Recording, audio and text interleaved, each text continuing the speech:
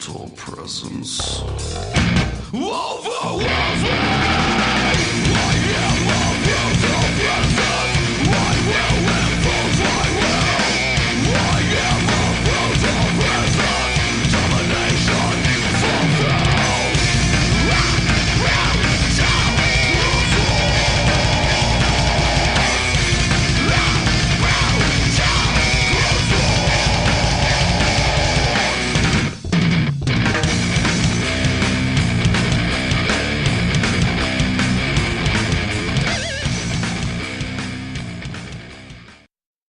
All right, it is Wednesday. It is just a little bit afternoon. It is time for the Life Radio Show.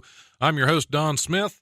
My guests are running late, so we're waiting on Kyle Steele to get here. I just got a text from Luke Capasso. He may not be able to make it today, so you may just be stuck with me sitting here talking to myself for 2 hours. Won't that be fun? Now, Kyle Steele is in the building. He's on the way to the station as we speak, but I'm going to go ahead and do a couple announcements real quick. First of all, for anybody that wants to go out to Wiley's this weekend and see Mike Paramore, I do have a couple of tickets. You can stop on into the studio and pick up some free tickets to go see Mike Paramore this weekend at Wiley's Comedy Club. And actually, see, my first guest is coming in, but he's not allowed to reveal his name because he's actually on the staff here at Wright State. So he's embarrassed to be part of the show. But I'm giving him some tickets right now. Anybody else want tickets? Stop by the window. Give me the finger, show me something, whatever you got, and I'll give you a couple of pairs of tickets to go see Mike Paramore this weekend at Wiley's Comedy Club. On that note, I'm going to go ahead and read over a couple things real quick. As you know, this past summer I was part of sorry, I'm doing too many things at once here. Hey, there he is. You want to pull up a mic? You can hop. No, not really. Okay. Chicken. Okay. Hey, there you go. See, just gave a whole pile of tickets away right there to some of my friends in here on the staff at Wright State. I'm actually on the air, just in case you didn't, Okay, I apologize for that. But anyway, I'm going to read a couple things real quick since I can't stop going. Hey, thanks for stopping by. We'll catch you later. Or you can sit down, have a seat, whatever. Being on the clock and everything. What I have right now is I have the Unwritten podcast that I was involved with this past summer that's out right now at unwrittenpodcast.com. You can check it out on there. It's an audio drama podcast. It's been nominated for 12 Audioverse Awards. So if you want to go to audioverseawards.net, you can cast your vote up to October 30th. Here's some of the things we are nominated for. Best Original Composition for an Ongoing Production, Best Original Composition for a Dramatic Production, Best Audio Engineering for Ongoing and for Dramatic Production, Best Writing for Ongoing and for Dramatic. They get a little redundant with this, don't they? Best Ongoing Production, Best Dramatic Production, Best Performance of an Actress in an Original Supporting Role for a Long-Form, Large-Cast Production, Jordan Lopez, who plays Chelsea Wu in Unwritten. Best Performance of an Actress in an Original Leading Role for a Long-Form Production, Luna Madison has been nominated. Best Actor for Supporting Role, and let's see, that is David Senator. And Best Actor for a Leading Role in a Dramatic Production, Sean Gunther, who is the narrator. And Kyle Steele has made it in not a moment too soon. So, hey, it's good to see you, man. It's good to see you. Well, hello, sir. See, he was a little distracted. He didn't know I'd be on the air as he was coming in. Yeah, well, I didn't think you'd be so on and saying hello right as I walked in. Well, that's what I like to do. Is You're just supposed throw to be on people off as soon as they walk in the door. Right. So how's it going, man? But what are these headphones? They're yours. Take them. Look how fancy. Oh, well, gladly.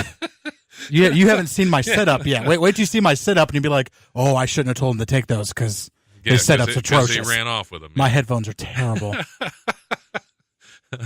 How did the show at Wiley's go? I've heard good things. It went fantastic. That is awesome. I got no complaints. I wish I could have made it, but we're going back, so that's a good sign. Yeah, you don't usually get invited back if you ruin the place. That's true. That's true. Yeah, the weirdest thing is that there were people there that we didn't know. That was when that happened, I was like, oh, it's catching on. Yeah. There's people there that we don't know.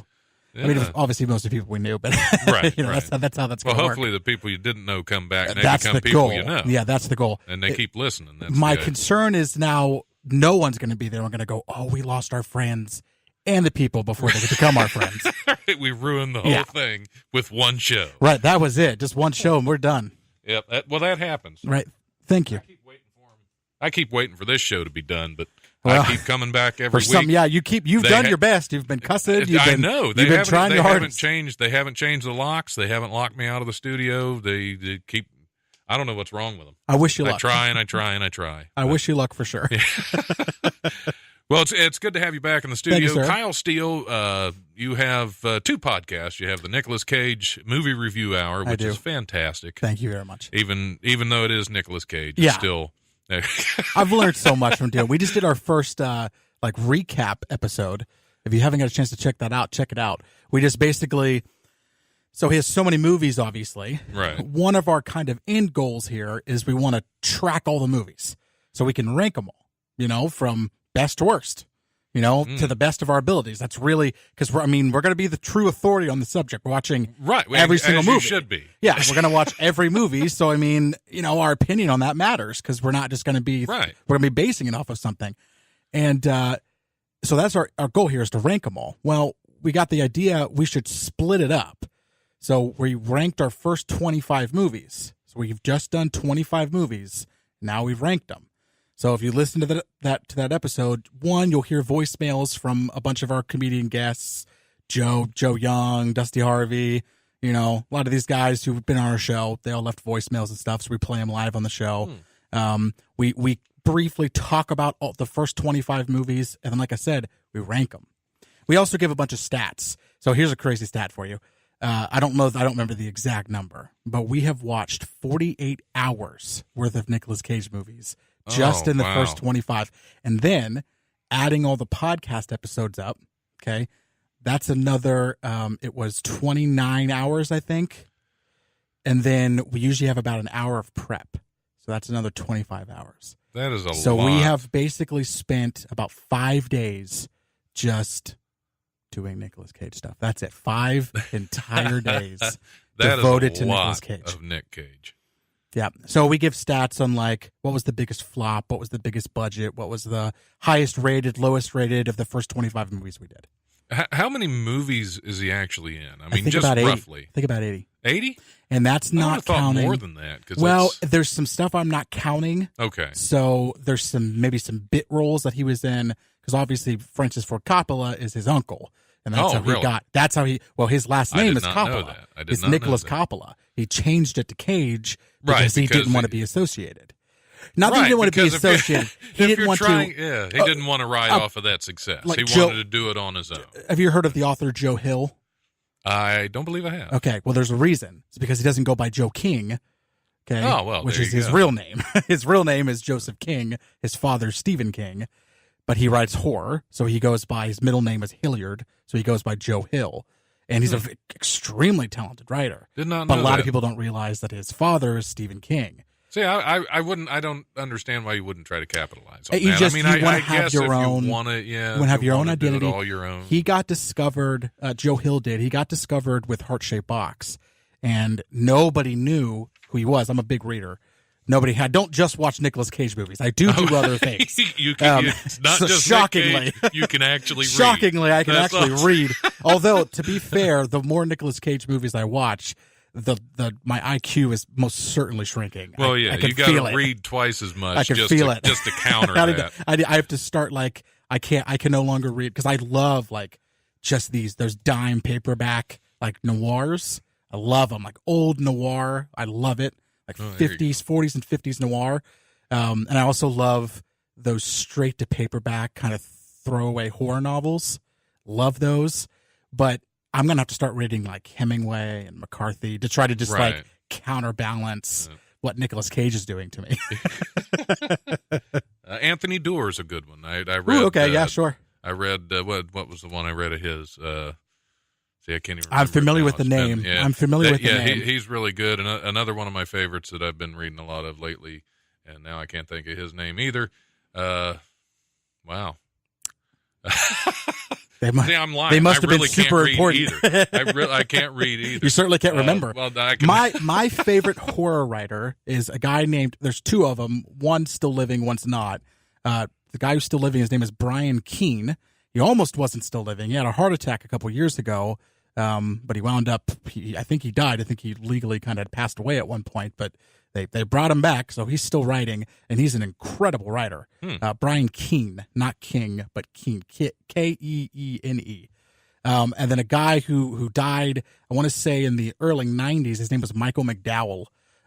He was a Master's of Fine Arts grad from like Stanford, but he wrote horror novels.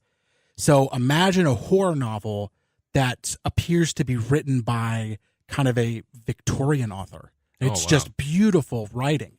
Very, very descriptive, very pretty adjectives, but it's a horror novel. So you just don't see that. Like that's kind of some of the attraction. I don't read a whole lot of horror novels. I've been kind of trying every now and then to get back into them. Tom Robbins was who I was trying to think of. Oh, okay. Never read any Tom Robbins. Still Life with Woodpecker is really good. Oh, okay. It's he writes very kind my of wife reads gritty, a lot too. My wife reads. It's incredible how quickly she can read. It's insane. Yeah, I don't. She get reads that read that fast. So fast, but she also has incredible reading comprehension.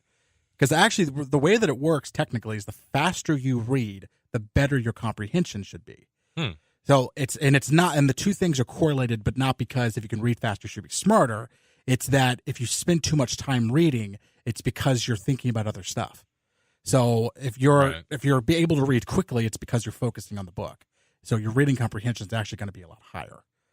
So I have too much ADD, so I read too slow. Yeah. Another one, if you like short stories, George Saunders is one you should definitely pick up and read, because he writes some crazy kind of Neil Gaiman is probably one of my favorite short story. I mean, he doesn't just write short stories, but his short stories are kind of out there. They're not necessarily. Oh my God,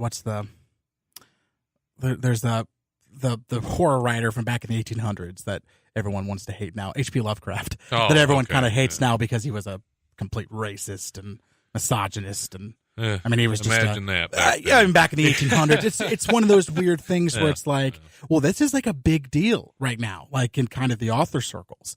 I mean, I've written a novel, I've written short stories, and so I'm in a lot of these horror groups because I would reach out, or not just horror, I've written other stuff than that, but I mean, I'm in a lot of these author groups to try to, to get feedback on stuff, and you link up with circles, and I've done Novel Writing Month, which is November. I'm going to have to get together with you on that, because I've actually got 2 novels that are finished. There you go. I have the one that's finished, haven't done anything with it, and then I have a myriad of short stories.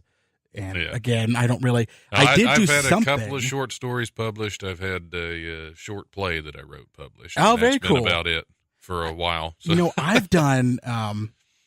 I've done weird. I don't know if it's weird or not, but I was in a band. I guess I still am. We only do it for this purpose.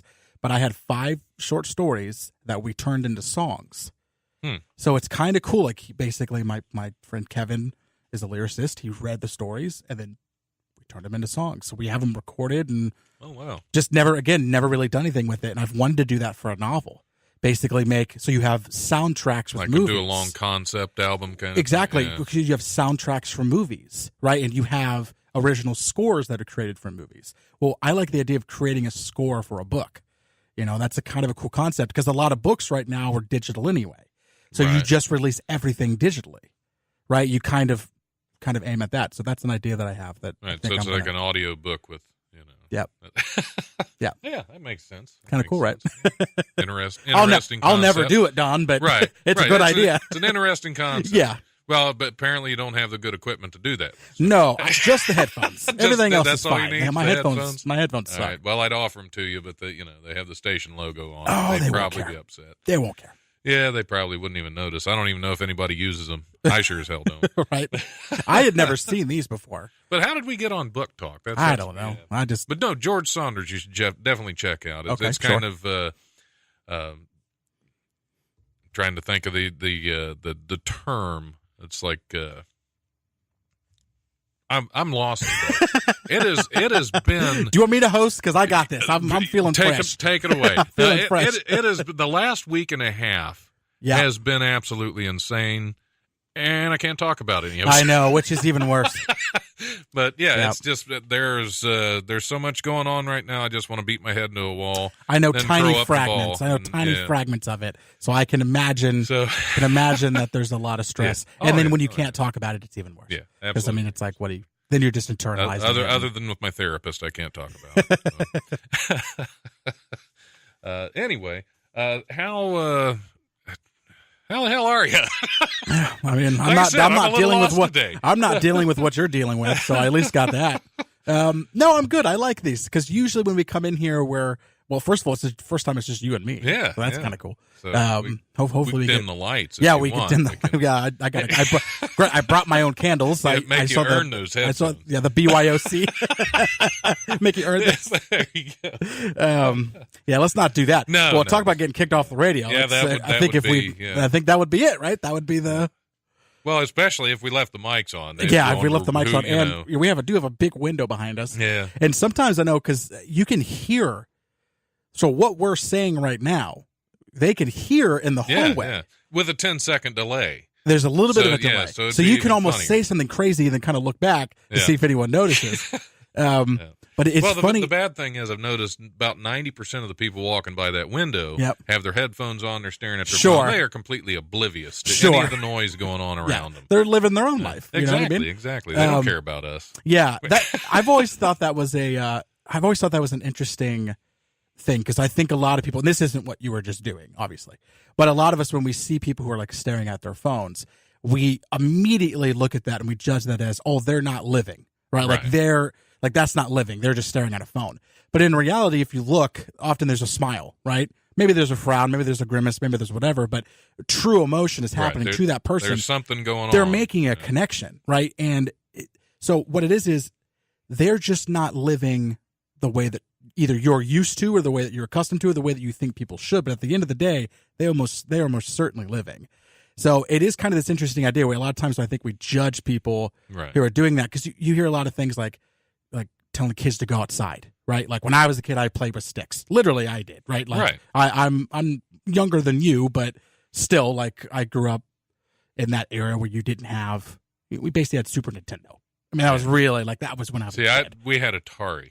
Yeah, I was older. I was older enough. We had Super Nintendo, but to be honest, playing with sticks had better graphics. Yeah, exactly. That's not a lie. But now, so we tell kids go outside and play you're not living. It's do you really think that people are going to be going outside in 60 years? I doubt it. That's what I'm saying. I think we need to kind of readjust the way that we look at the direction we're going here because everything is dramatically changing. And if we keep kind of clinging to these, these people aren't living. These are all they're doing is messing on their phone. That's all they're doing all day. Yeah, that is literally where life is almost entirely taking place. But they're not. We got to catch up. They're not paying attention to me, Kyle. Well, what you got to do is figure out how to get your stuff on that phone, right, to the best of your abilities. I'll call them. Yeah, call them. Well, that's what we'll do. We'll just bust out it'll be just random. Instead of a radio show, it'll be a telephone show. We'll just randomly call one person and do part of the show, and then we'll call another. We'll just keep going that way.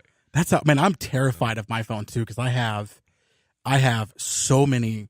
I have obviously a bunch of UFC fighters because I host the MMA podcast. I have Dana White, president of the UFC. I have his number in here. Bruce Buffer.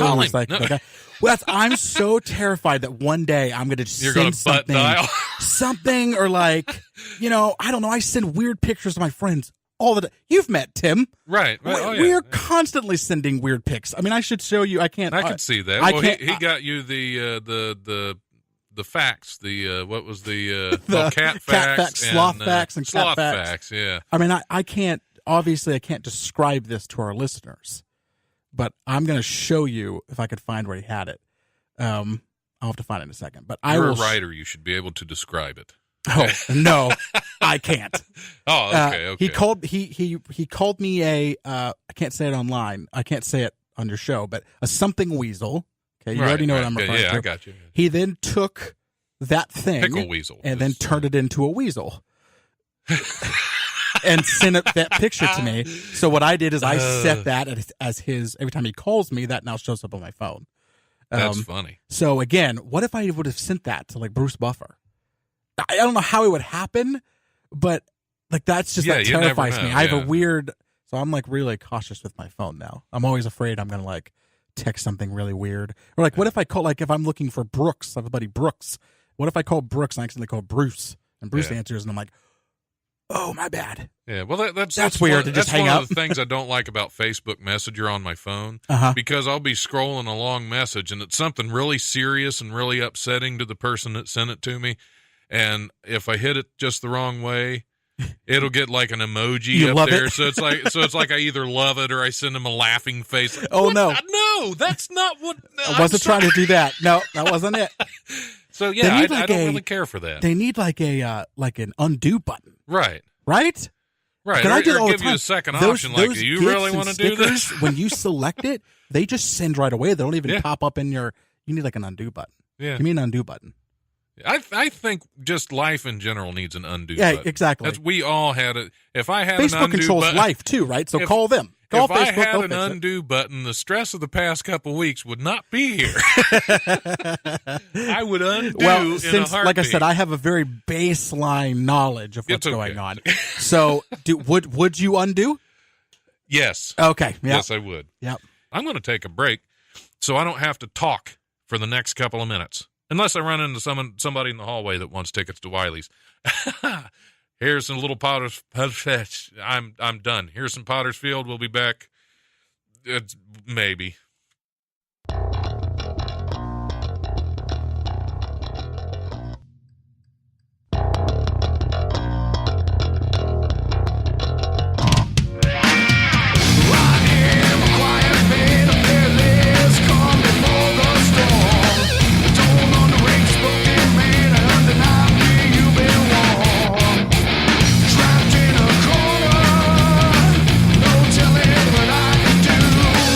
Nothing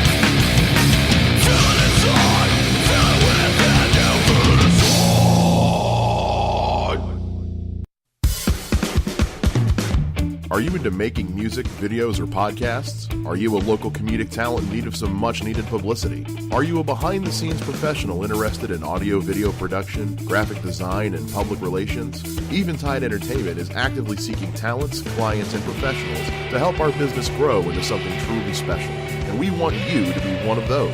For more information, go to facebook.com/Eventide Entertainment or send us an email at eventideent@gmail.com. About 3 hours ago, our nation came under wide attack by an unknown foreign power. Coming this summer, when biological warfare threatens extinction, the world needs a hero. Inside this bag is the cure for the zombie virus. Ta-da! I'm going to save the world. How about you? William Lee is Zachariah Stone in Cinema Lexicon's 6 Feet Below Hell.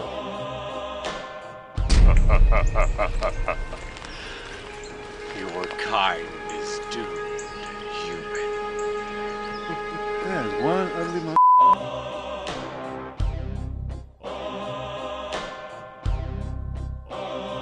It wasn't so bad. Really?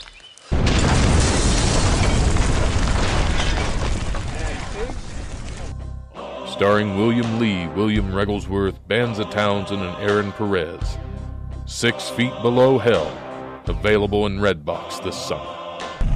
If you see someone that you know is dead and then come back to life, run!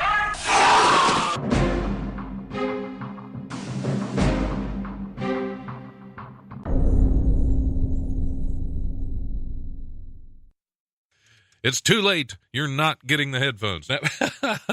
We're back on The Life. I'm your host, Don Smith. Nobody has approached me yet for tickets to see Mike Paramore this weekend. I still have them. Like I said, stop by the studio, tap on the studio window, or if you want, you can always call, what is the number here? 775-5555 and say, hey, give me some tickets to Mike Paramore this weekend at the legendary Wiley's Comedy Club. Anyway, did you get him? Good to go. All right, we're good to go. Kyle has his headphones. He's a happy man. That smile makes it worthwhile to me. You're welcome. You're welcome.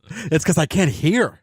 Oh, really? I got bad hearing. Talking loud enough? You're too far away from me. Oh, okay. That's all it is. You're just too far away. Okay. Well, now let me know if I need to turn the headphones up. Okay. Okay. Yeah. Thanks. You know, I don't want to hear your hearing aid whistling.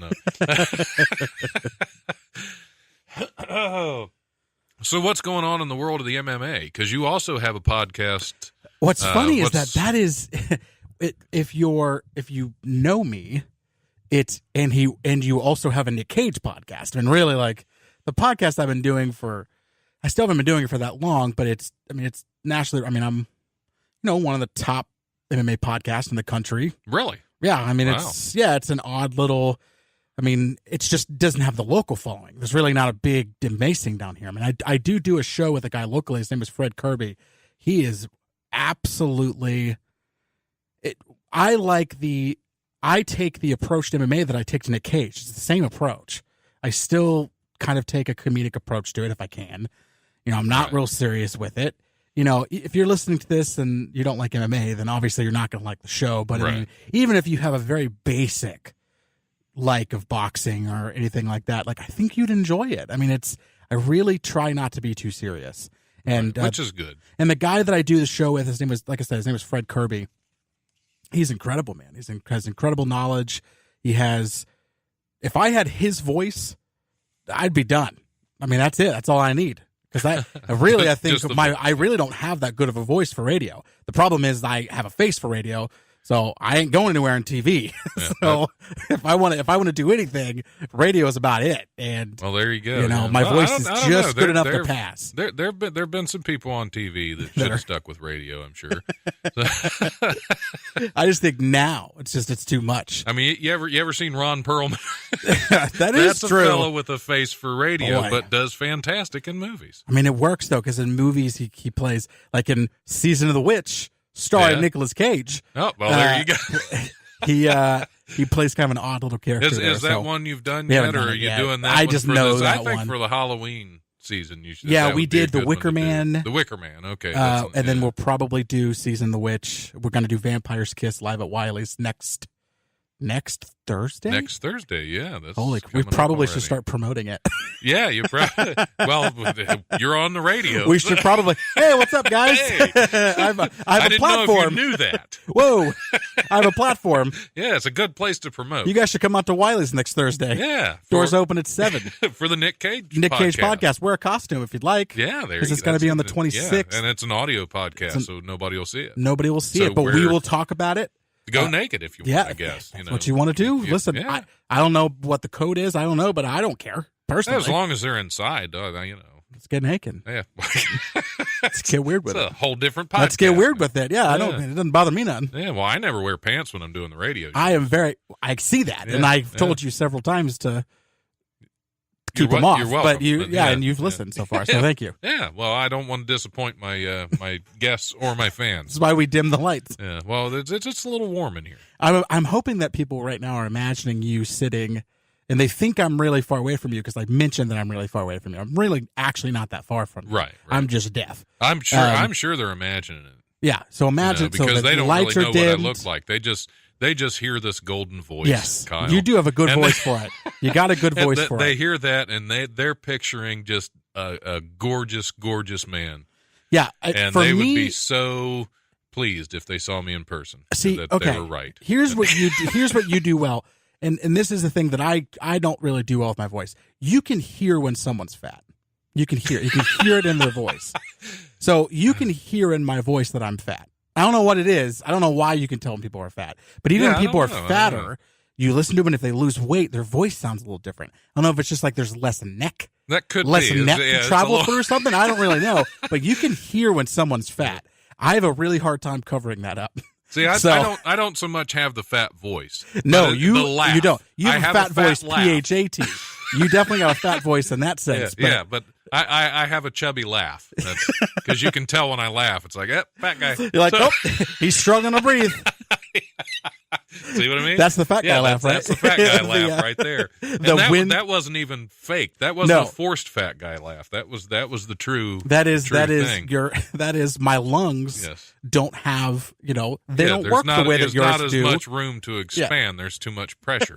It happens. My lungs don't work. So you're listening to this. You're skinny.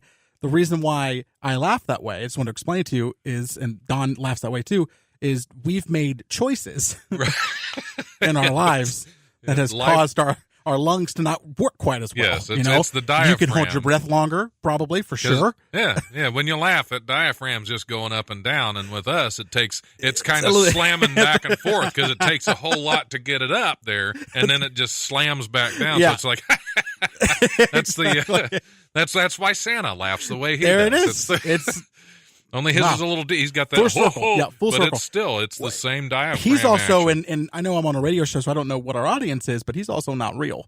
So what? You do okay. I wasn't trying to make things awkward. Yeah. Oh, Santa's not real. Okay, Santa's not real. Confused for a second. Again, I don't know what our audience is, so I don't. If you have a bunch of 6-year-olds that listen to your show, I'm not trying to. We did talk about taints a lot the last time I was on. We did. So if we probably lost the 6-year-olds as an audience. Their mothers, if they're good parents, their parents kind of shied them away from the radio station. No. My daughter has already started repeating stuff I say. Oh, that's not good. How old is she? She's 3. About 3. She'll be 3 in February, so she's getting there. But she has really good language. Like her language is it's pretty advanced. So she's it's bad. She's repeated some stuff that. When are you going to start letting her do the podcast, though? Yeah, I've already. She's been on before. She said a couple things, but yeah, she repeats stuff that nobody should say. I mean, let alone her. But I have a really bad mouth. I've never cussed on here, though. You were the one that did it last time. I don't know what you're talking about. I've been doing this show for almost 3 years. I have never cussed. You and Gary. You were both. But he was on, too. He did it, too. Never done it. You both did. I don't even know what you're talking about. I was always worried about me. I'm like, I'm going to do it. I know I'm going to. You ever seen that episode of The Office? Have you watched all The Office? I have, yes. There's the episode where they go broke. The Michael Scott Paper Company, they go broke. Oh, and they're going upstairs to go meet with them, and they're broke, but they don't want Dunder Mifflin to know because Dunder Mifflin's going to buy him out. And he goes, I'm not going to say anything. And then the elevator opens. He goes, oh, I'm going to say something. Yeah. That's how I felt when I come in. I'm like, I'm good. I'm not going to say anything. And as soon as I sit down in this chair, I'm like, oh, no, I'm going to cuss. I'm going to drop an F-bomb. I know it's happening. I don't know when, but it's happening. Yeah, well, I used to have that feeling every time I came on the air. Yeah, but now you got used to it. Now I'm kind of used to it now. I'm used to having to another water. You dying over there? I was trying not to say it because I didn't know if. That's all right. Well, I figured it was either that or you were trying to tell me to get out of my own studio. Which the way today's going, maybe. Possible. Yeah, sure. Why not? I can't. I'm not ruling anything out right now. Oh, sorry, I had to adjust. Well, do you have sleeve. anything else? I mean, obviously we got the big thing, but other than that, anything else that's going on with you? That's going on with me. Just working. How's work? Working is it's work. It's a job. Because you're also it's actually pretty decent. Because you're also, of course, doing wireless. So, I mean, what is your work schedule then? But do you want me to take you through a typical day? Take me through a day. I mean, take me through a week. Do you work the same every week? There are no such thing as typical days anymore. Ooh, okay. Well, here's what happened yesterday. Yesterday was fairly relaxed. I got up in the morning. I had to release the Tuesday episode of the podcast. So I got that done, got that in there, watched a little bit of TV, made breakfast. Left the house at time did I leave the house? I left the house around probably about 2:00. So I have to be at work at 3. I work down around Miamisburg, and I work 3 to 11:30. I got home. Of course, I'm all in between. There are several phone calls I'm dealing with Wiley's. I work second shift, which I was thinking really you makes work it tough. Yeah, that's even worse. Yeah. It really makes it graveyard kind of would probably be better yeah. for what you're trying to do. Yeah. I was trying to sleep during the day would kill me. Yeah. But, I'd have to crawl into my coffin to sleep during the day.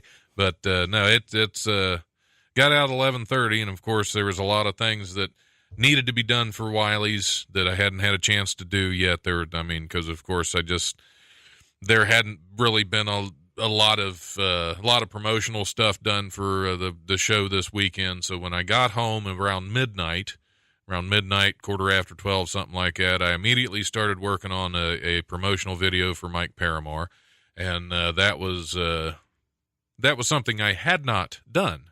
So I had no idea what I was doing. I had to find some video editing software and actually start throwing things together to have something that didn't look like total crap. So that's I spent probably about 3 hours working on that. Got to bed about 3:30, 4 o'clock in the morning. I had to get up this morning, and I had to take my wife to work. So we had to leave the house at about 7:30, and then I dropped her off and headed back home, ate some breakfast, came here. I had to meet with the legal services over there. Then I stopped into the Guardian to talk about trying to get the promotions for Wiley's in the Guardian newspaper here at Wright State, and then I came in here to do the radio show. Leave here at 2:00, and I'm going to hopefully get time to get lunch on the way to work because I have to be there at 3. To where I'm actually getting out at 11 o'clock tonight because I have to run back here, pick my wife up after her class is over, and get her back home. So that's just the last about 24 hours. So it's kind of stressful. Kind of stressful. Kind of. When are you? How many years have you put in there? At my current job, I've been there just about 5 years. Oh, okay. I spent a couple years. I was only a part-time or resource employee there because I worked here at Wright State full-time. Sure. For a couple years in between, but I stayed employed at my current job, so I still have the same seniority. So, I was also in the last 24 hours. I was also reading over my wife's insurance paperwork and getting signed up for my insurance. Well, there you go. I mean, at least you're accomplishing things. I don't know what, though. You accomplished more than in one day. I feel like that, too, where I'm like, I know that I've done stuff today. Yeah. But then you get to the end and you're like, I have no recollection of where any of my time went. Yeah. I just know that certain things just kind of got done. And I mean, obviously my wife is like the true champion. I mean, she just she's like a superhero. I mean, she just gets so much stuff done in such a short amount of time. That's good. It's good to have that. Yeah, it's good because if she's Batman, I'm like Robin, but after like an injury. Yeah. I mean, I'm there. I do stuff. Yeah. But I don't have a great command. When I first became part of Wiley's ownership, I wasn't planning on being that involved because, of course, I work full time. You could be a silent partner, right? Which not totally silent, but somewhat. I didn't want an extreme amount of involvement because I work full time. I am a full time graduate student. Yep. Working on my MBA. What do you get? MBA. Yeah, I have my radio show and podcast every week. Plus, trying to do comedy because I actually did get up on stage and get heckled. Did you get heckled a little bit? Did you get heckled by comedians? Yeah. No. This was a drunk down in Oregon district, which is kind of what we get. You guys were doing street comedy. We were doing street comedy. Well, that's what it is. You'll get heckled on street comedy. Oh, absolutely. And this, it was kind of funny because as he's heckling, he also has a knot in his shoelaces, and this drunk is trying to get this knot fixed. And I'm thinking, why are you heckling me? You can't even tie your shoes. Yeah. Do we need to call your mom? And you talk to my mom? I was like, well, I suppose I can roll over in the morning and wake her up instead of just leave change on the dresser like usual. So I mean, it's silliness. Yeah. But it was interesting. So all that stuff going on, and at the same time, my wife, she's extremely busy too. She works full time. She's also she's a part-time grad student here working on her master's in applied behavioral science. She's also finishing up her paralegal very nice paralegal studies at Sinclair. Very nice. So she's as busy as I am. It's a hectic household. Yeah. So yeah, my wife has her master's in social work. She got that from University of Texas at El Paso, but University of Texas. Yeah. Texas has kind of an odd college system. Like University of Texas is like all over Texas. Of them, yeah. So there's like UT in San Antonio, there's UT in El Paso, there's UT in like kind of tertiary cities that like I feel like when I heard where it was, I was like, Really? Yeah, that's a school. Yeah. But and I got nothing. Yeah. Got nothing. It works. It works for what I'm doing. Whatever I was works, still a paralegal for several years, and now I work in advertising and getting my real estate license and going from there. Yeah, all just keeping busy. Buy a house from me, guys. If you're listening to this, what's that? Reach out to me. Buy a house from me. Yeah. There you go. I'll do a good job for you. Next time I'm looking, I'll let you know. There you go. Do we want to hit some news stories? Sure. We got time for some news stories. Like I said, I'm not sure if Luke Capasso is going to make it in today or not. Was hoping. I've been wanting to talk to Luke because he did the. I know, me too. I want to meet him too. He did the Edinburgh Fringe Festival. Oh, okay. This past August, I think. I also July love his. August. Have you seen his? I don't know what that show's called, but he has a little Facebook show from his Facebook Live show from his. Yeah, something about crack with comics. Yeah, something like along that. It's those pretty lines. good. Yeah, it's very Eric Andre. I think that's kind of what he's channeling. It's very Eric Andre. Because he does very the kind of Tim and Eric. He does the RV show, and he'll show you do YouTube videos. Of RV how to repairs fix up. And He's stuff like that. I saw one where he's putting that little cheap tile in across the. Yeah, he put like comic book pages from comic books up as wallpaper. Well, there you go. Yeah, it's pretty cool, man. He looks like he lives a pretty cool life. Yeah. The nomad life. I'd like to meet the guy. We're gonna probably. You haven't met him? I haven't met him yet. I think Great we're gonna dude. do a show together. Great dude. Awesome beard. Yeah. I've seen the beard. Seen the beard. Because he was actually headlining the street show. Was in the Oregon district in front of Feathers. Can you headline that? Is that's something you can headline? He was the headliner. I tell you, what I saw the other day was the they're having the competition right now for like the. What is it? It's that Northwest Kettering or something stupid? Yeah. The funniest person in Southeast Kettering contest at Cat's Lounge. Yeah, they're doing one of those right now. So they go. That's a Mike Canistero show. Yeah, good luck to whoever's in that. I mean, it's tough. It's a really big area, obviously, Southwest Kettering. I mean, it's tough to rise to the top there. I believe it's the finals too. I know. I saw. I it's actually got to feature on the semifinals. I got to feature that show and did horribly because that was the first time I'd been on stage in about 4 months. Didn't feel it. So, it was just I was rusty and I wasn't used to small crowds and crowds of nothing but comics. So yeah, I was definitely rusty going up there. So it's nobody's fault but my own on that. Well, I mean, that's how you get unrusty. I mean, you gotta get up there and scrub it off. Yeah. That's what I've been trying to do lately. As I was actually able to get up at Wiley Sunday Comics a couple weeks ago, and then I got up in the street comedy in the Oregon district, which was fantastic.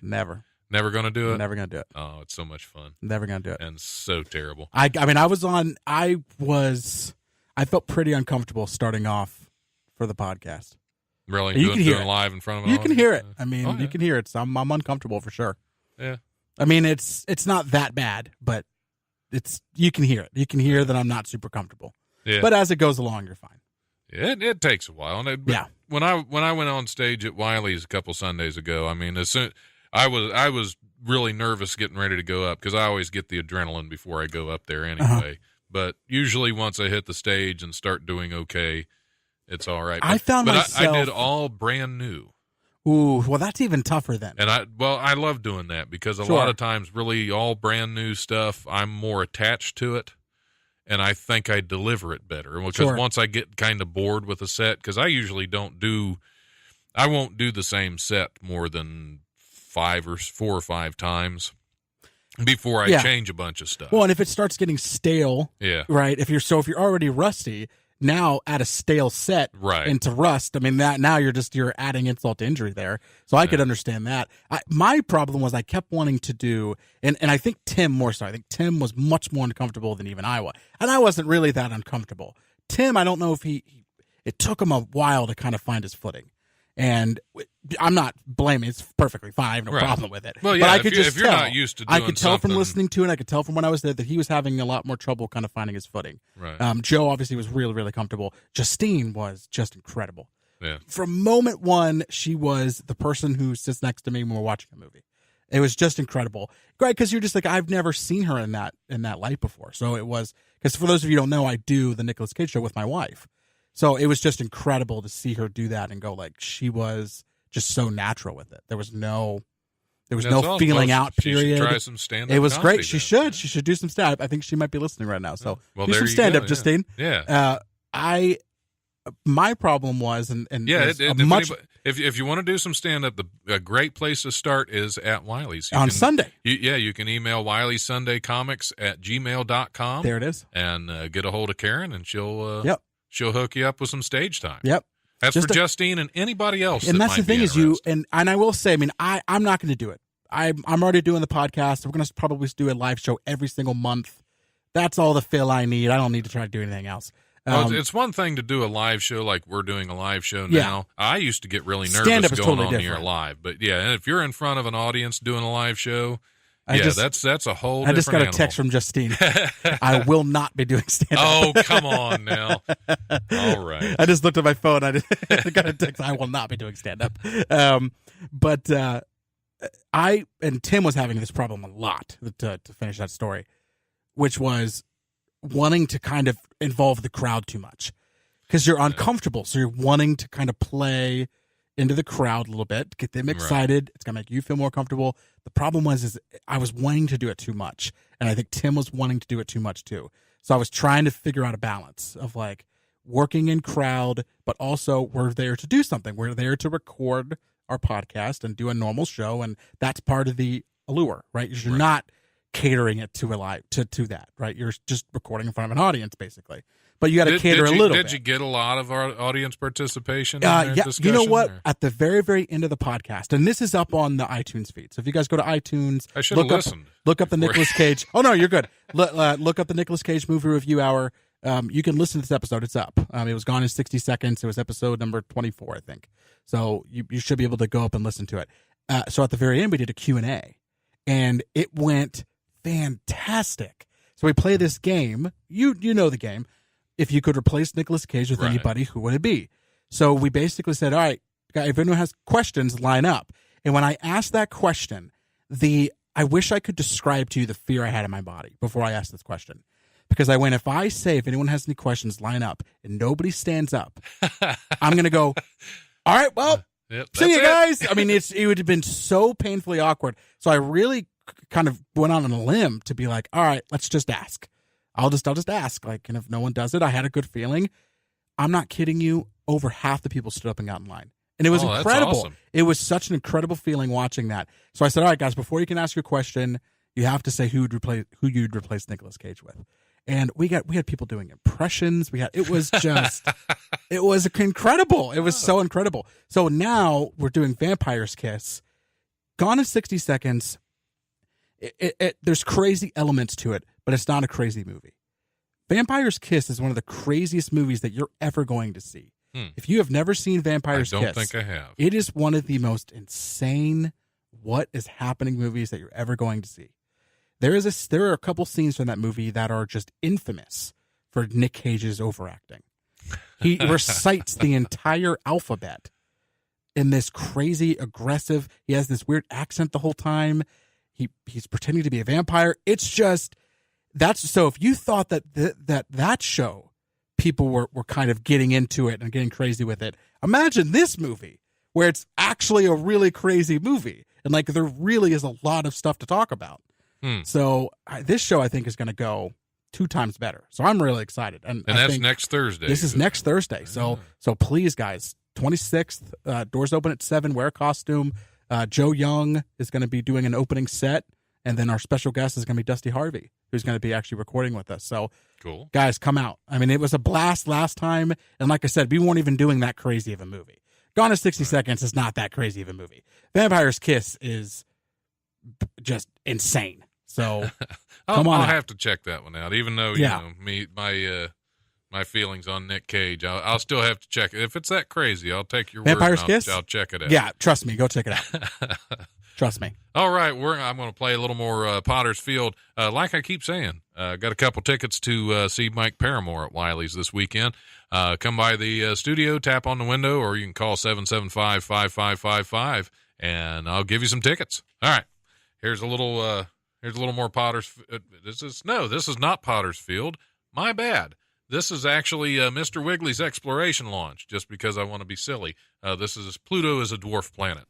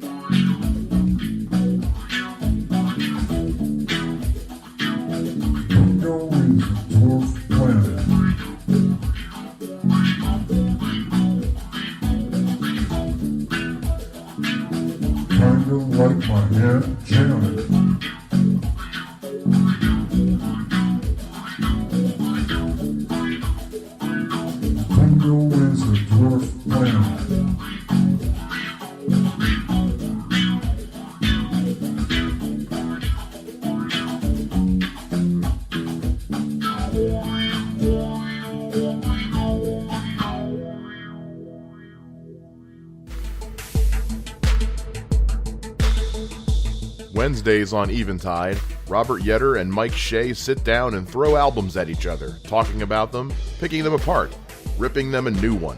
All different artists, all different genres, all different levels of suckage. It's Track Record, Wednesdays at 9 a.m. on the Eventide podcast feed. For more information, go to eventideent.com. Are you into making music, videos, or podcasts? Are you a local comedic talent in need of some much-needed publicity? Are you a behind-the-scenes professional interested in audio-video production, graphic design, and public relations? Eventide Entertainment is actively seeking talents, clients, and professionals to help our business grow into something truly special. And we want you to be one of those. For more information, go to facebook.com/Eventide Entertainment or send us an email at eventideent@gmail.com. All right, we're back on The Life. I'm your host, Don Smith. This is The Life Radio Show, because I say so. And my guest in the studio is Kyle Steele from Nicolas Cage podcast, Movie Review Hour podcast. What do we got here? We're going to hit some news stories. Wow, that's... Well, so read the back of his shirt. So the photos of a Jets fan, and he's wearing a shirt that says "I stand for the flag," or "I stand for the national anthem," and he is sitting on an American flag. Yeah, and so obviously it's making its rounds. But there was a much bigger deal in this picture. If you zoom in on it, and if you look right there in the right, he is drinking a beer with a straw. Yeah, there's something totally wrong with him right there. So if you really think the problem is him sitting on the flag, then you're not a beer drinker. Why another human being is drinking a beer with a straw, another adult is drinking beer with a straw, is just... Maybe his sippy cup was broken. That's like serial killer stuff. I mean, drinking a beer with a straw, that is... Yeah, that makes me think funny. There's something in your basement, because that's insane. Yeah, that's... Yeah, he's kind of sending a mixed message there with the the other part with of it. The shirt, yeah, with the part that actually matters. Yeah, with the shirt and the that's a little. If you want to get, we can get into that if you'd like. But no, we probably shouldn't. That that never goes to a good place. Right. We'll hit some other news. This is a little bit late, but it was just last Friday the 13th. Yep. Friday the 13th isn't an unlucky day unless you have, let's see if I can say it, frigatriskaidekaphobia. Sure. Which is actually, that's the term psychologists Pretty sure you nailed it. Have given to a small number of people who are afraid of Friday the 13th. It's named Frigga from the North god whom Friday is named. The triskaidekaphobia, whatever, is the fear of the number 13. So yeah, there you go. If being labeled with the term scares you, then you can say you suffer from something else. Yeah, so there's the fear of the term. This is like a 112-letter word. Wow. And that's Paris could. I'm not even going to try it. Yeah. I'm not even going to try it. So why do we need these words? These labels? I mean, can't we? Well, that's a big problem. That's a big thing right now, right? Which is like everyone has to they're trying to put themselves in groups. Yeah, because it's just human nature. Even if there are fewer people in the group than there are letters in the word that describes that group, sure. You still have to label. That seems like it's unnecessary. Right. Yeah, it seems like the word is longer than the size of the group. Yeah. No, I mean, because I think you're right about that. I think that's probably true. I really can't think of a lot of people that I know that actually have a fear of being labeled as a frigatriskaidekaphobic. I would say zero. I would say zero. I don't know anybody that. Yeah. I mean, I could see somebody that. I mean, there's got to be one, or it wouldn't people exist. that are afraid of Friday the 13th. As far as them releasing another movie, that's a fear I have too. Yeah. Because I think they've gone too far. But to be labeled as to have the fear of being labeled as having that fear. Yeah. Can you have the fear of being labeled with that without having the fear? I was going to say that's like where it becomes like inception at that point. Yes. Like a fear of having the fear of having the fear. Right. Well, and then inside it, there's a top just having spinning. the fear of people mislabeling you with that fear. That's what I'm saying. That's terrible. This becomes a whole. This is the whole thing. This becomes a whole thing. Yeah, that's. Well, I guess if you're already seeing a psychologist, you should probably go ahead and keep doing that. Yeah. Because that's. Anyway, McDonald's managed to upset boatloads of Rick and Morty fans by not having enough Szechuan Szechuan sauce. sauce I knew last it. Saturday. But one Michigan woman has a sweet taste of victory. Rachel Marie of Macomb not only managed to snag one of only 20 packets of the super rare sauce, but she managed to parlay it into a car. She said, when McDonald's said they were bringing it back, I thought it would be cool to get the sauce. The 23-year-old graphic designer drove 45 minutes to Detroit early in the morning and waited hours until the sauces became available around 2 p.m. She said by the time that happened, there were hundreds of people waiting. The line snaked around the building. The McDonald's location only had 20 packets available, but both Marie and one of her friends were among the lucky tastemakers who got the sauce. She said she was tempted to try it while watching the episode as some kind of weird thing. I don't know. Yeah. I've never watched it, but I know the creator is Dan Harmon, who was the creator of a show called Community, which was like one of my favorite shows I think ever. I've seen that. Yeah. But she said she was tempted to try it, but that is until she got the idea to post a photo of the sauce packet on Pin Nation, a Facebook group dedicated to trading pins, PIN, little pins. She said there were a large response with some nice pins offered, but she thought if she could get a car, why not ask? The driven negotiator managed to find a person willing to trade the single Szechuan sauce packet for a 2000 Volkswagen Golf MK4. Wow. Trading a car for a packet of McDonald's Szechuan sauce. Good for her. Yeah, that's I guess if people are dumb enough to go for it. If anyone has a problem with capitalism, that's why we have it. Yes. Right there. So you can trade your car for a packet of Szechuan sauce. That's it. That's why we got this. Why doesn't why doesn't McDonald's just make more? Is it just trying to get everybody? I think what they did is they didn't realize that it wasn't going to just be this small group of people who were like fans of Rick and Morty. That other people who've never seen Rick and Morty would want to try just this sauce. and they just get on with these weird things that start happening. It was like that dumb thing. I think it was a local comic that did it. The Limp Bizkit. Limp Bizkit at the Sunoco. At the Sunoco. Right. That could be. People just bounce on. They just get onto it because it's weird and it's funny and whatever. Yeah, every now and then you'll see somebody trying to bring the Limp Bizkit thing back. Oh yeah, and it's because it was funny. People would post it when they first did it. Right when they first did it, people would post in there and be like, "Guys, you know that Limp Bizkit's not actually coming." Yeah, and people would comment. Bought it. People would comment on it and be like, "Guys, this is a Limp Bizkit. They're like Limp Bizkit's really trying to keep it on the DL. Like this is a paid shill." I mean, it's like it got so out of control. It's so funny. And then after everything, everyone's posting pictures of Limp Bizkit being at Sunoco and like, dude, it was such a great show. We loved it. I mean, it became like photoshopped. But it was people just like to be in on the joke. Right. So the response with the Szechuan sauce went way past Rick and Morty and became this thing where people are jumping onto this. So hundreds of thousands of people are now lining up at stores across the country. And McDonald's is like, oh, well, we didn't know. We just made like a couple hundred of them and called it a day. So I don't know. I don't know what they're. And that could have been a publicity thing, Could have been too. Because you tell somebody something's rare, they're going to be much more likely to show up to try to find it. I'll tell you right now, I don't even know what Szechuan sauce is. I have no idea. Me either. I assume people like it just because of the name.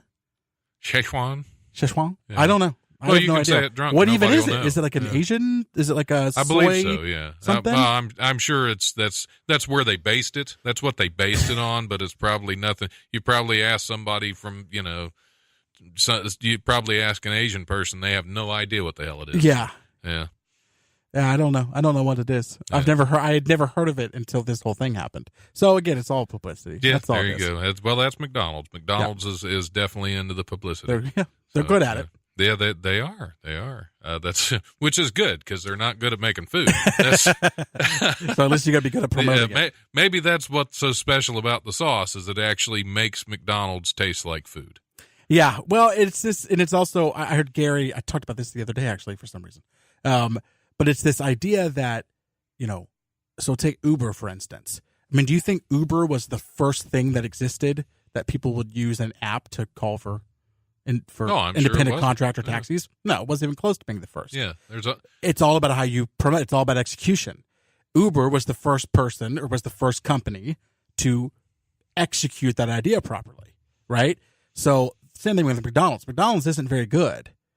It's not even the best of the fast food chains. But it's the business model. But the way that they execute everything they do is flawless. Just about. So it's going to work. Should have had more sauce. Should have had more Szechuan. Szechuan. Or they made the exact right decision by not having enough. Right. Because they took what would have been talked about for a week, and now it's going to be talked about for a month. Right. Because I'm sure all these people snaked around that building waiting to get one of 20 packets of Szechuan sauce. Back. Well, besides, they didn't go away. No. They didn't. Oh, there's no sauce, and they all left. No, they all bought a burger. They bought something. So that's yeah.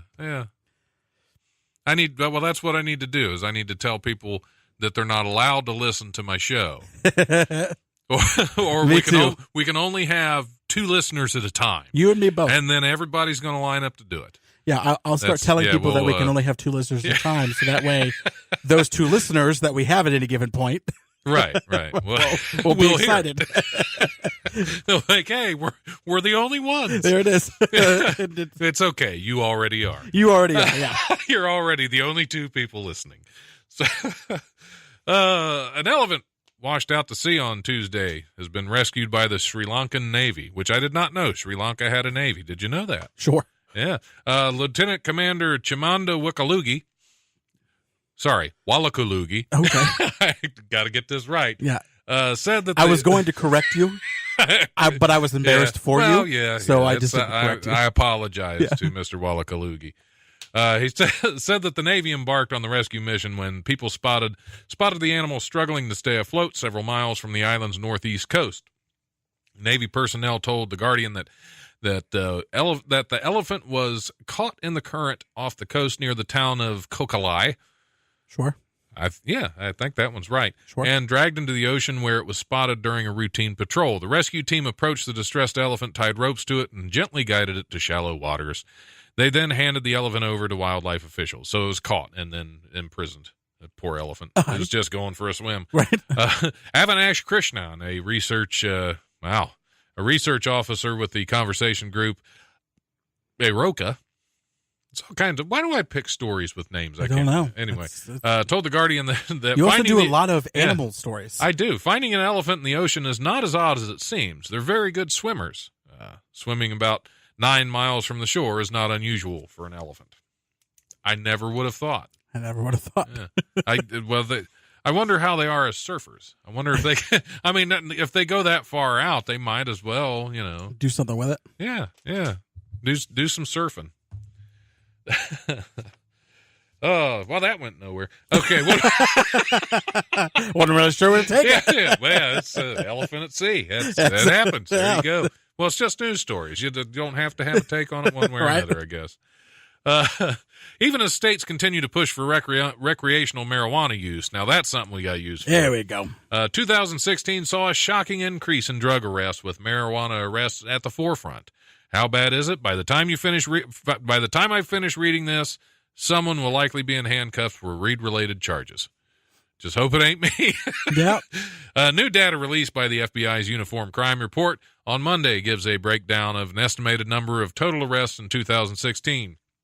Among the data are drug abuse violations, which saw more than 1.5 million people arrested, up nearly 100,000 more arrests from 2015. Curiously, marijuana arrests are not immediately available on the otherwise helpful columns of data. Reporters who requested the data, including Forbes reporter Tom Angle and Washington Post reporter Christopher Ingram, quickly saw the marijuana arrests have risen since 2015. 5% of all arrests last year were specifically due to marijuana possession, according to the Washington Post. All arrests related to marijuana made up more than 41% of the 1.5 million drug arrests last year. I think Daniel Tosh said the joke, and he said, I want marijuana legal in all 50 states so that way potheads have nothing to talk about ever again. And that's kind of hard because I don't smoke. Just relax. I don't smoke pot. I have no interest in it. I did when I was like a kid, but it started giving me like panic attacks. So it's something I just have no interest in even. So you kind of want to go back to the time when potheads didn't have an issue. Well, in the forefront. The problem is that if it's illegal, it will always be something that's talked about until it's just made fully legal.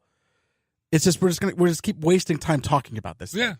It's just like, the problem is I struggle in why anybody actually cares.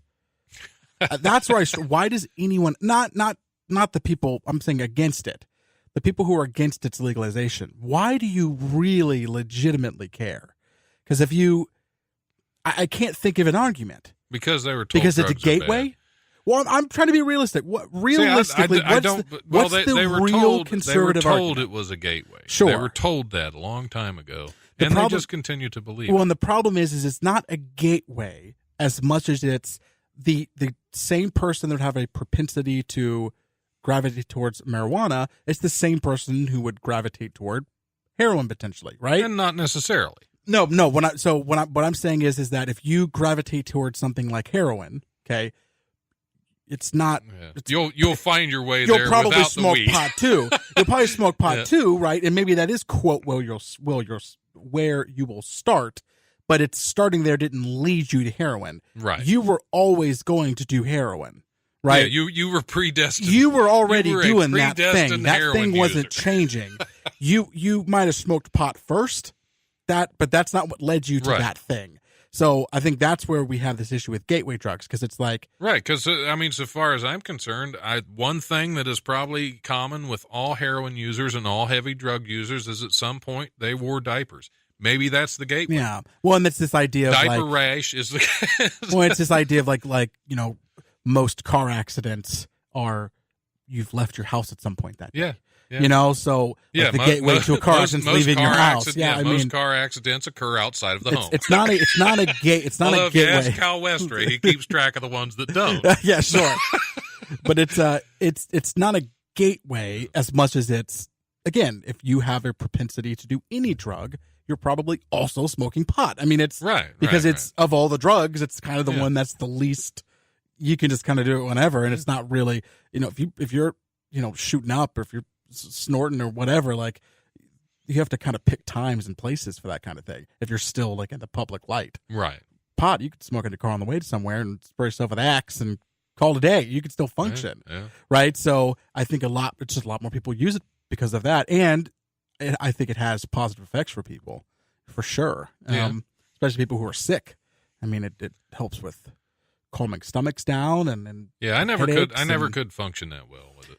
I don't because it's been years and years. I don't years, smoke, but I just never. Listen, could if marijuana is legalized tomorrow, I'm still not smoking. I have no desire to do it. And if I wanted to smoke pot, here's what I can guarantee you: it being illegal is not going to stop me. Right. I have 100 friends I can get it from right now. It's not complicated. So the fact that it's illegal. Right. You're creating this problem that doesn't need to be there. Right. And again, this is such a banal, everyone's had the same conversation, and I get it. But see, and maybe you just don't realize that Nicolas Cage movies are also a gateway. Sure.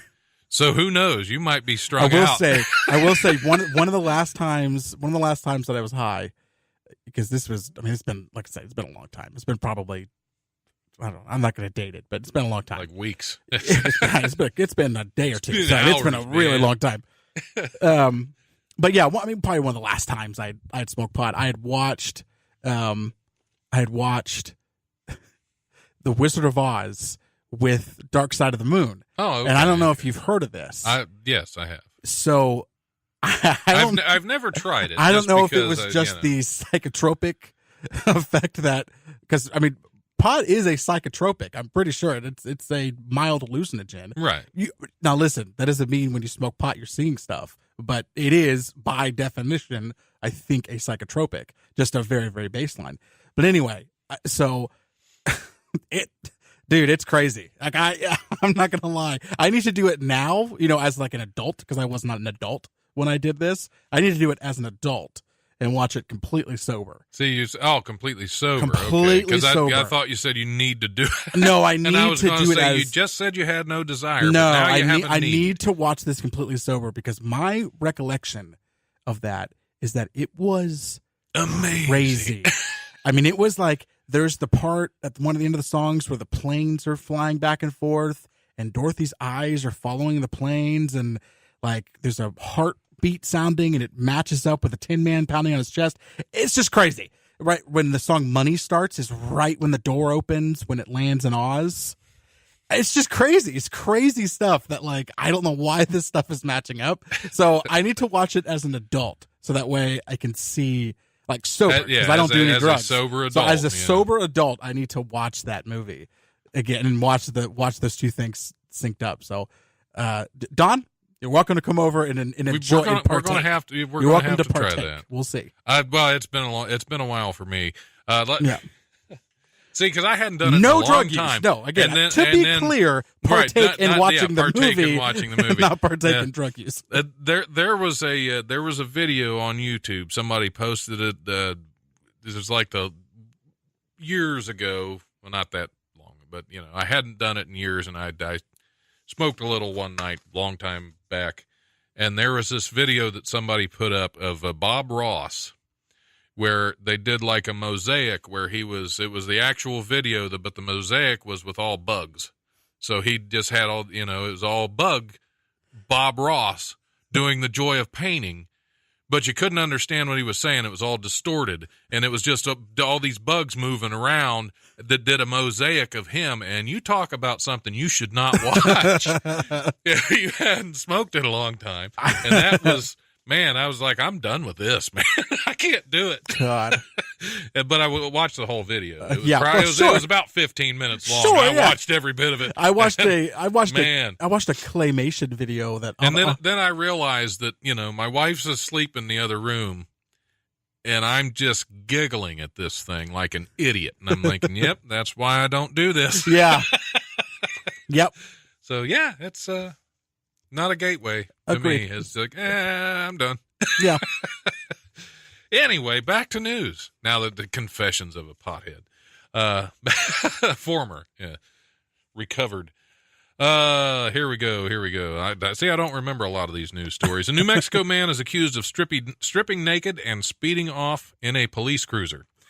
Footage recorded on July 4th by Curry County deputies.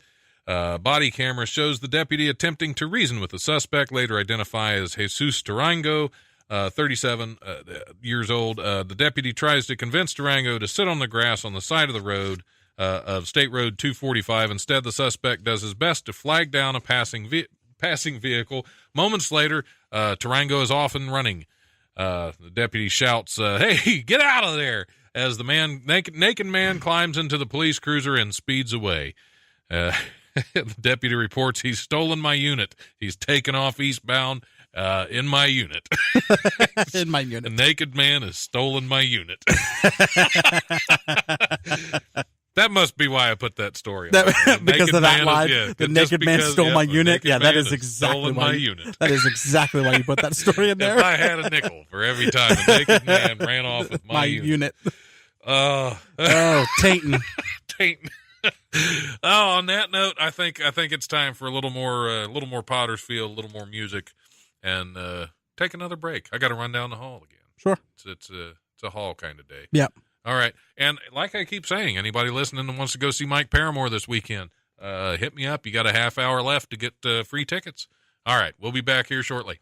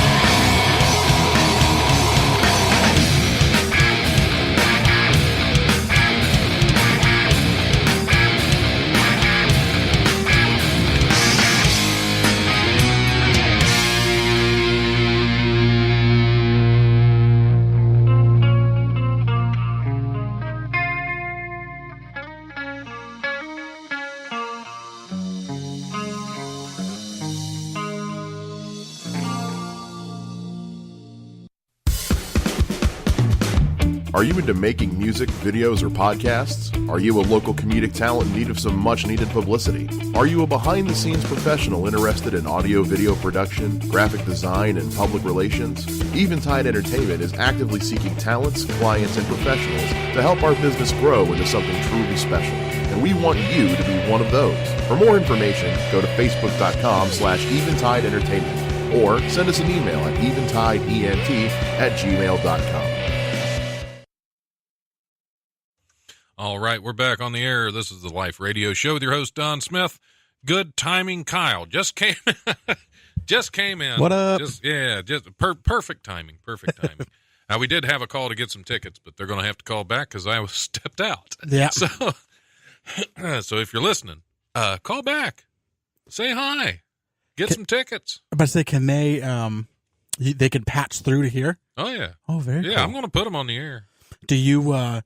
Because I like putting people on the air because there's always a chance that I'll get a wrong number and somebody will just go into a belligerent cussing rampage. Then you get fired. And that's really what I'm looking to do. Because at this point, there's a lot going on, and sometimes you just want to get fired. There's something blinking over there. Yeah, something's blinking on there. You're on the air. This is the live. Don Smith, longtime fan. Me and my girlfriend want to go see the comedy show. All right. Well, we got you a couple tickets to see Mike Paramore this weekend at Wiley's Comedy Club, not Wiley's Sunday Comics, Wiley's Comedy Club at 101 Pine Street. Well, who are you? I think I know who you are. Well, my name's Adam. Adam? I'm Adam. Okay. Yep. I will leave those here at the studio for you. You can pick them up anytime somebody's in here. Oh, heck yeah. All right. Well, thank you so much, Don. All right. Thank you.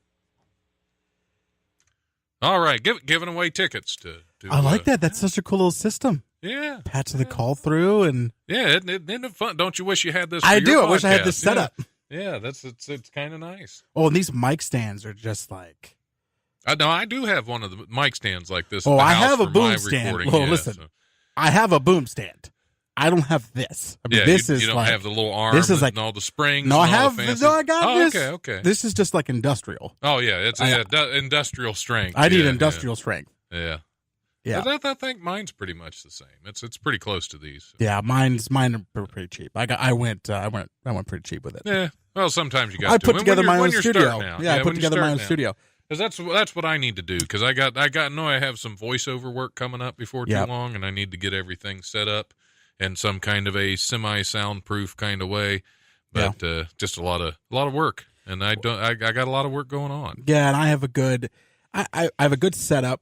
I mean, I have a good mixing board. I sunk at least the right amount of money into the mixing board. Yeah. My mics are fine. It'd be nice to upgrade, but they're fine. Really, it's the stands. My stands are just trash. And my cables are already starting to go out. My cables are really bad. I just got like the Amazon branded cables, and they're starting to go out. It's worth it just to buy Monster or something and call it a day. Get a lifelong warranty on the cables, and they're like gold plated, and just call it a day. Yeah, they're just really expensive, nice like stuff. $40 for a mic cable, and as opposed to like $8. Yeah, I mean, it makes a difference when when you're getting everything So started. that's where I'm at now. I need to try to raise some money. I might do like a Patreon. I don't know. We'll see. We'll do like a little Patreon. See if I can raise. I've been thinking about doing something. I need to raise like $500-600, and really, that's all I need. I need $500-600, and then I can get the rest of my studio done. Yeah, there you go. Yeah, do a GoFundMe. Somebody give me. If you're listening to this, give me $500. Yeah, there you go. That's be a big help. It's not that much. No, you'll be all right. Give it to me. I've given more to less. Yeah. All right.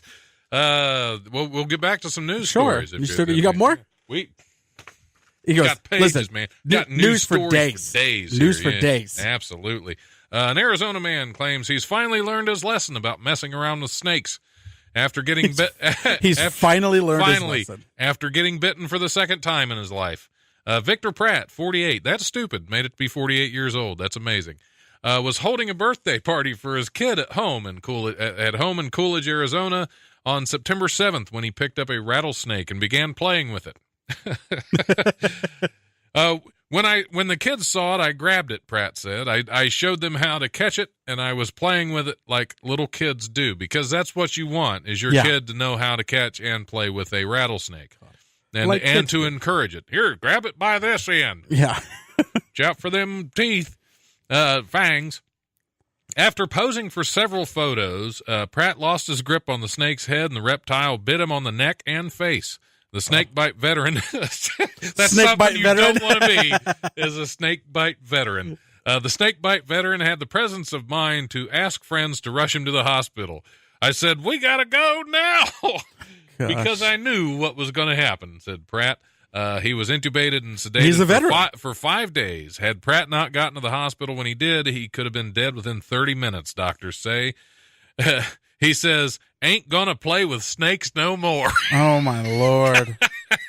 Probably a good thought there. That means he is 100% going to play with snakes absolutely. again. Yeah, he's. I've learned my lesson. Give me that. If he's not playing with a snake right now, I would be very I surprised. would be shocked. Yep. If there's another news story being written about him with at a snake this second. at this moment. Oh, yeah, that's great. A snake bite veteran. God. Of all the things you don't want to be experienced at. That's also not a thing. What's that? That's not a thing. Veteran. Yeah, I think that's not a thing. I think with this guy, that's a thing. It's a thing. That's his measure of pride. It's like for being him a veteran right of there. getting like struck by lightning or something. It's like, that's not. Well, the only difference is, he wasn't playing with lightning. I'm sure had there been lightning there, he would have been posing. He would have played with it. Yeah. He would have been posing for pictures Yeah. with a lightning rod in his hand or something. I'll catch it. Watch this, kids. At his 10-year-old. Where's he? I just at? like how that's his excuse. He's like, well, kids. Yeah, kids. Kids will will be play with kids. snakes. Didn't give an age of the kid. It just said, yes, it's kid's birthday party. Young enough to still have a birthday party. So Sure. yeah. Oh, Juana Escudero knows she's alive. She just can't prove it. Escudero, a 53-year-old woman from Alcalá de Guadalajara, a town outside of Seville in southern Spain, has been unable to renew her driver's license or go to the doctor since 2010 because various government officers believe she's dead, the result of a 7-year-old clerical error. On May 13th, 2010, a woman in Malaga was declared dead, and her information, including full name and date of birth, matched Lescano's exactly. This caused their Social Security information to clash, and Lescano was subsequently declared deceased. Lescano? See, somebody messed up here because there's a different name there. I didn't notice this when I first printed it out. Yeah, her name is Juana Escudero. And then it says Lescano. So, yeah, I don't know who that is. Nope. There's probably another person there altogether. Okay. Anyway, Escudero said she first, or whatever her name is. That's probably why they think she's dead. She's got They don't even all know. these different If you don't names. know her They name, they're not going to be able to figure it out. Exactly. Anyway, this person, whoever she may be, said she first learned of the error when she visited the emergency room, and her primary care physician checked her out. Her daughter, Marta, told the newspaper, he looked at her not knowing how to break it to her and told her that according to Social Security records, she was deceased. Yeah. The family has not found the funny side of the story for a long time now. So her doctor apparently gets his medical information from the Social Security Administration. Oh. Because that's what, according to her doctor said, according to your Social Security. But I wonder if deceased. it's because they report it. I wonder if they report it to like family doctors and that kind of stuff. It could be, yeah. So they send like a mass thing out. Yep. Yeah, I mean, you'd think they have some type that of would connection. be kind of rough to go walking perfectly healthy into your doctor only to find out you're dead. I watched this. There's a new show on Amazon called Lore, and the first episode was all about the instances of being buried alive. So it's all real stuff. It's all real. They do a lot of like reenactments and stuff, and pretty fascinating stuff. There was a whole bunch of stuff that was invented in like I want to say 1800s, 1700s, 1800s, where because so many it was becoming a problem. People being buried alive. Was Edgar Allan Poe. That was his biggest fear. A man that wrote about fear and all of his horrors. Yeah, that was his biggest fear, was being buried alive. And so because in that time, I mean, they were literally inventing things, little strings that were attached to all of your, attached to your head and all your fingers and your toes and all that kind of stuff. So that way, and there was a bell at the top. So there was the phrase "saved by the bell." refers to being buried alive. Literally That's being buried fantastic. alive, causing a bell to ring, and you're saved because people hear that bell. They dig you up real quick. Yeah. Wait a minute. Pretty crazy how far we've come. See, that's why we just embalm people now. That way there's no Call it a mistake. day. It's Yeah, like, there's no yeah, mistakes. well, you you cut ain't coming someone back from open, this. and nope, you ain't coming back. That's it. If you were alive, no mo. We'll take care of it. Not we'll no mo. take care of it. Yeah, it's nice not We'll to be. take care of it for I'd you. rather just have all my blood drained and replaced with some random fluid, Sure. rather than be buried alive, because Sure. that was one would happen a little faster than the other. Being buried alive, you're going to suffocate, and it's got to be a terrible. That's not a thing I want to do. Yeah. No. Yeah.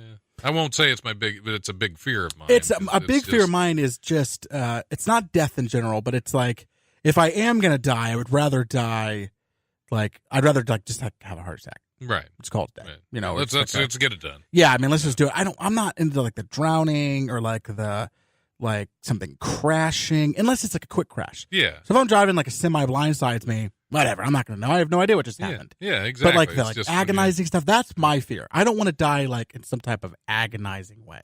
Right. Like the thought of dying in a fire, like that's not a thing I'm trying to do. Yeah, no one's trying to do it unless like there's some monks. There are like, monks and stuff. Self-immolation. There's self-immolation, but yeah, for the most part, people aren't trying to do that. But I'm just like, man, if I could, your average person. I don't know who I got to talk to, but if you could just kind of get me out of here quick, I mean, that's kind of all I can ask for. At any age at that point, I mean, if I knew that it could be quick. Well, I'd imagine with the self-immolation, you're in so much shock, you're not really probably registering not feeling too the much. pain. Yeah, you're probably not feeling too much. I mean, really. I don't know. I haven't done it, clearly. But I'd be a little I was just crispier. going to say you look like you've self-immolated, but well, depends on which angle you're looking. Only parts of me. That's why on all your Instagram photos you're slightly looking to the right. I do remember being at parties drunk and lighting farts, but that's as close as I've gotten to self-immolation. I have 100% done that. Who hasn't? Who hasn't, right? Who hasn't? Yeah, if you haven't lit a fart, cue everybody listening to this, all 6 people, and going, me. I've never. Yep. You can do that? Yeah, we're in a college. Now there's going to be 15 parties later on this week, and that's going to be the theme is lighting their fart because they heard it here, and now they know they can do it. Yeah, you might not want to subscribe to that. So when somebody blows up one of those dorms or something, and you're now being liable for it. Yep, I'm now the man. We should caution, don't light your farts on fire. Yeah, well, I do put a disclaimer out at the beginning of the show. So that is true. And whatever you do, don't try hosting a radio show at home. I am a trained professional. Yes. Well, not really trained. Barely. Not very professional. Yeah, not very professional. Truck driver in New Jersey took a wrong turn on Wednesday and found himself driving on the Atlantic City boardwalk. The driver of a tractor trailer described by police as nearly 80 feet long, 18-wheeler reportedly said he was following the directions of his GPS device and found himself on the boardwalk. The Ventnor Police Chief Doug Biaggi, not Mr. Biaggi, Police Chief Mr. Biaggi? Yep. Said it's something I haven't seen in my 31 years. We have seen vehicles up there. We've seen vehicles crashed up there. I've never seen an 18-wheeler that had been about 80 foot long. Biaggi, Mr. Biaggi, reportedly I'm just said, imagining a really bad. So it's called like Muay Thai Kid instead of Karate Kid, and it's Mr. Biaggi. Yeah. Yeah, Feng Shui. I'm just kid. imagining a whole thing. It's Feng Shui Kid. Yeah, he disarms bullies by redecorating. I got a whole thing. I got a whole thing in my head right now. Biaggi reportedly said the Biaggi. driver drove nearly 3 miles down the boardwalk before trying to turn around to realize the truck couldn't physically do it. Yeah, There you go. Biaggi. That's the best part. That's the best part of the story is Mr. Biaggi. I like the Feng Shui Kid. He just Feng Shui Kid, yeah. Just All he does is just goes in people's houses and just moves their furniture around slightly. Sweep Changes the the legs. colors. Sweep the floor, Johnny. Sweep the floor. Well, I think Feng Shui, that's not a martial art. Feng Shui is color your like furniture decorating and color your walls for and certain energy flow energies, in the household. Yeah, Yes, exactly. Yes. The Feng Shui Kid, he just shows up to your house and brings you like stone carvings of elephants in the ocean. Yeah, That's yeah. in the ocean. Oh, while London sewers can get clogged with fatbergs made up of grease and diapers, which is always fun, it seems Switzerland's waste system is flecked with silver and gold. Researchers last year detected 3 tons of silver and 43 kilograms of gold in effluent and sludge from wastewater treatment plants, amounting to around 3 million Swiss francs. Yeah. They literally crap gold in That's Switzerland? apparently in Switzerland they are crapping gold. But before people start hunting in their drains for jewelry, the government study said the tiny particles were likely to be mostly from watchmaking, pharmaceuticals, and chemical industries, which use the metals for their products and processes. You hear stories, the reporter, I can't even pronounce his name, says you hear stories about an angry man or woman throwing jewelry down the toilet, but we didn't find any rings, unfortunately. The level of gold or silver were very small in micrograms or even nanograms, but when you add them up, it's pretty substantial. Okay. So, yes, they are crapping gold Wow. in Switzerland. That's what you get a Swiss bank account. That's what happens. That's what it is. Yeah, you're just crapping money. Did they at least all share day that long. money with the people? I would think. That's Or is this going to the government? It's going to the government. It's going to the government. Yeah. That's what did I say? 3 million Swiss francs. Yep. Roughly $3.1 million. Wow. Yeah, that's a lot. That's a lot of crap. That is. I wish I could crap gold. Yeah. Yeah. Don't we all? Yeah. Isn't that what Rumpelstiltskin? No, he was spinning straw. I really love the idea of the Rumpelstiltskin story being that he crafts gold. Yeah, that's the really Swiss prefer story, that. yeah. Prefer that. Yeah, for sure. For sure, prefer that. Wow. Yeah, as Batman See, are we still stuck on Rumpelkrapskin? Yeah, Rumpelkrapskin. That's not what I want to say, but yeah.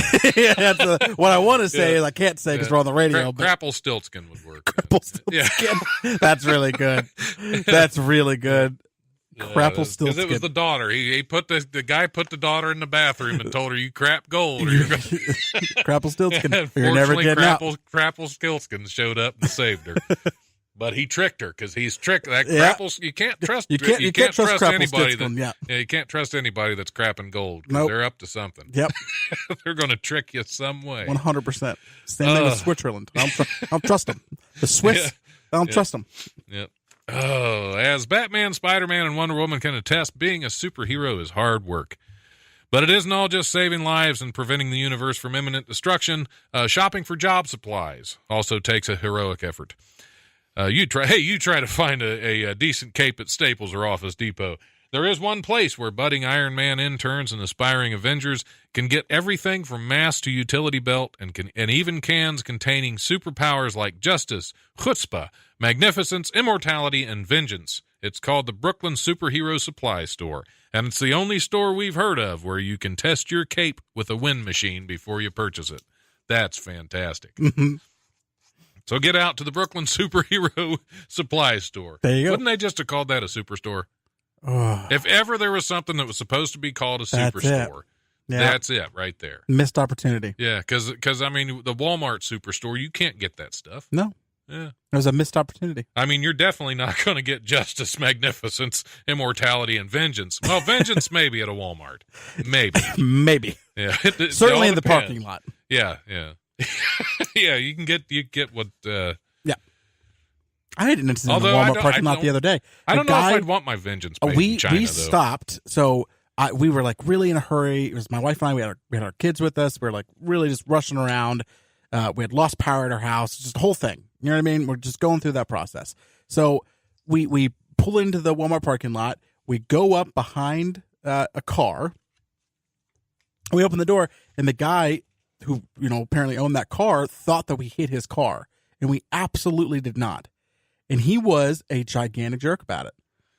I'm not going to go through the entire conversation, but he was like a jerk. And I was just like, dude, we didn't hit your car. Like, I'm like in the car. I'm like arguing. I'm like, guy, I was right here. We did not hit your car. He goes, it's right here. And he points like a dent on the back of his car. First of all, he was driving like a 1998 Ford Windstar. I'm like, dude, it's been dented 500 times. Trust me, it was not us. It wasn't us. You don't drive a nice car. Relax. That's usually the ones that get the most upset about their little crappy car being I'm dented. like, dude, obviously we didn't hit your car. Like, relax. Yeah. Oh, well. We're reacting to tons of people behind me that I can't see. Yes, well, it's former coworkers. Okay. Good people out. Good So people walking out by, in the hallway. I was like, I can't see anybody. I need a mirror. Hey, you guys come in if you Somebody- want tickets to I was gonna Wiley's say, somebody this get me a weekend. spoon. I'll give you some tickets. Somebody get me a because I spoon. like you people. Anyway, we'll do one more news story, and just because who doesn't like a good Jim Bakker news story? Oh, okay. Jim Bakker has had it with his critics. Had it. The disgraced televangelist is demanding that, quote, mean people in America who make fun of him stop watching his show, which is essentially an infomercial for his doomsday food mixed with predictions about impending apocalypse. Yes. He's warning that there will be dire consequences for those who continue to watch and mock his work. He said in a clip on Friday's show posted online by Right Wing Watch, if you don't want to hear it, just shut me off, especially you folks that monitor me every day and try to destroy me. Just go away. You don't have to be there. You don't have to hear it. Yeah, then but it's he funnier fired that off. way. Then he fired off his warning. One day you're going to shake your fist in God's face and you're going to say, God, why didn't you warn me? He's going to say, you sat there and made fun of Jim Bakker all these years. I warned you, but you didn't listen. God. So Jim Bakker is calling down the wrath of God. Is he one of the worst people in the world? I mean, really. I mean, just like, because I know the story with him, and it's just, he has to be one of the worst people in the world. I mean, just definitely again, up there, you're yeah. already using people's fears and spirit. I mean, people's spirituality is so serious to them. Yeah. And you're already using that against them. You're using it as a weapon Right. to make yourself money. So you're already doing that. Which has been done A from lot. the history of time. Right. Yeah. But then to just take it a step further and to think that like God would utter your name to someone as a reason for, it's just Yes. that level of thinking is just absolutely beyond me, how you could be that self-entitled.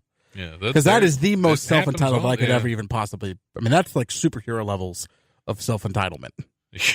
They got that at the superstore. Yeah, he should be shopping at the Brooklyn superhero supply store. Yeah, I mean, that is like superhero level self-entitlement there. I mean, just an awful person. Already just, again, placating on people's fears and using it to make a buck. And yeah, there's a lot of that going on. Though. yeah, So, I mean, that's an issue with religion. Maybe that was right? a bad news story to end on. 'Cause now everybody's upset. Right.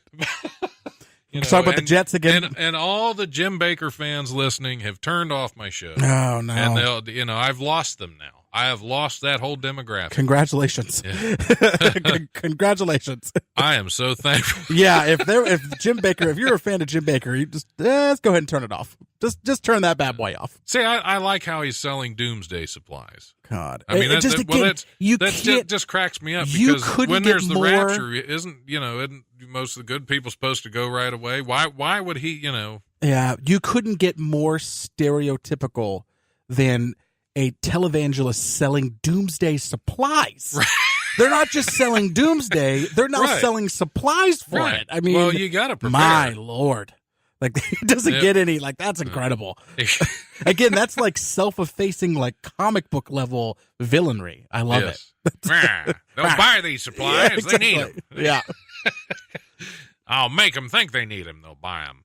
Oh, anyway, I think that's all we have time for That's today. Don't forget. 159. Guys, Next, come out to yeah. Wiley's Comedy Club October 26th. Doors open at 7. Wear a costume. The movie that we are going to be watching, and when I say we, it's the Nicolas Cage Movie Review Hour. We're recording a live podcast at Wiley's that Thursday. Again, doors open at 7. The movie is Vampire's Kiss. It is an incredible movie.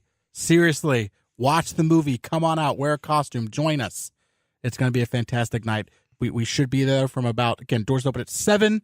I'd expect to leave, a little bit before 9. So we'll get you home with plenty of time to go to bed. Fantastic. Thank you, Don. Yeah, and that is it. And of course, Mike Paramore is going to be at Wiley's Comedy Club this weekend. So gave away some tickets today. Wonderful. I'm going to start doing that from time to time. Yeah. Just randomly offer some tickets and people can call in and get them. But this week, Mike Paramore at Wiley's. Next Thursday, Nicolas Cage Movie Review Hour podcast going to be taping live at Wiley's, which is always fun. Wonderful.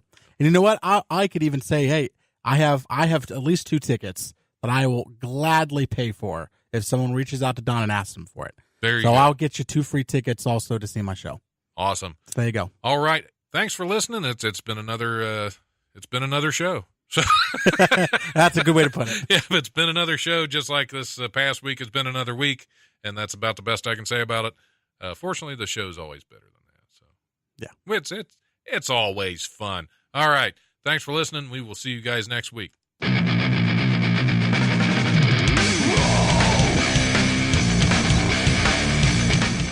This has been the Life Radio Show on WWSU 106.9 with your host, Don Smith. The Life is also available in podcast form on iTunes, PodBean, Stitcher, Spreaker, Blueberry, and YouTube, as well as on Eventide Entertainment's podcast network. Be sure to like the Life Radio Show on Facebook, and if you have any comments or suggestions, email thelife1069@gmail.com. Thanks for listening. Now get out there and enjoy some live comedy this week. You can check out wileyscomedy.com for all your upcoming shows.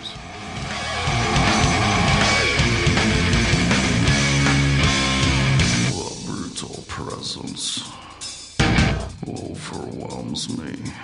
The brutal presence overwhelms me.